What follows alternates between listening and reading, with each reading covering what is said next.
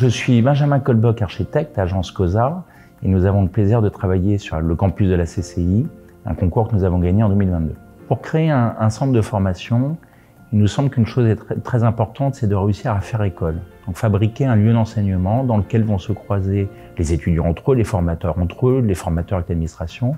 Bref, pour fabriquer ce lien-là, on a organisé tout le programme autour d'un grand atrium sur lequel donnent les différentes salles de formation, également tous les autres éléments du programme. C'est autour de ce lieu fédérateur que va s'organiser la vie de l'école. C'est un bâtiment qui est en béton, mais on utilise le minimum de béton. Donc ce sont des poteaux et des dalles en béton. Minimum de béton parce que le béton c'est carboné, puis ça consomme de la matière. Donc on en a mis le moins possible et on est venu habiller cette structure de façade ossature bois qui évidemment sont assez vertueuses d'un point de vue carbone. Donc c'est une construction qui est extrêmement rationnelle. Cette rationalité permet d'être préfabriqué, d'optimiser les délais notamment, donc les coûts, la maîtrise technique de l'exécution, etc.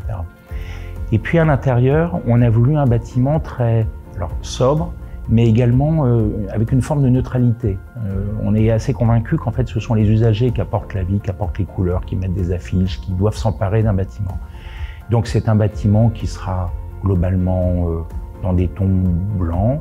On a au sol de l'atrium des carrelages avec un motif terrazzo dans des gris chauds, un peu clairs.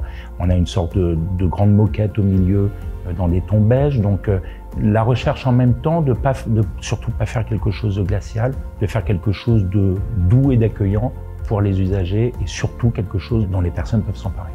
Dans les choses qui, moi, me semblent très intéressantes dans ce projet, c'est que ce projet questionne beaucoup le réglementaire thermique en ce moment. C'est-à-dire qu'on est évidemment parfaitement conforme, mais on va au-delà et notamment on utilise par exemple des brasseurs d'air qui sont malheureusement pour l'instant pas encadrés par la réglementation, mais que vous avez chez vous pour vous rafraîchir un peu l'été.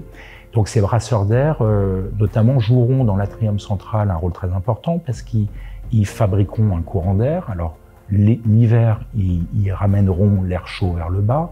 L'été, au contraire, ils aspireront l'air frais vers le haut, favorisant une circulation d'air dans le bâtiment et conférant à cet atrium un statut bioclimatique extrêmement important, avec toujours cette même idée, consommer le minimum d'énergie, le minimum de matière, en gros la bonne idée au bon endroit.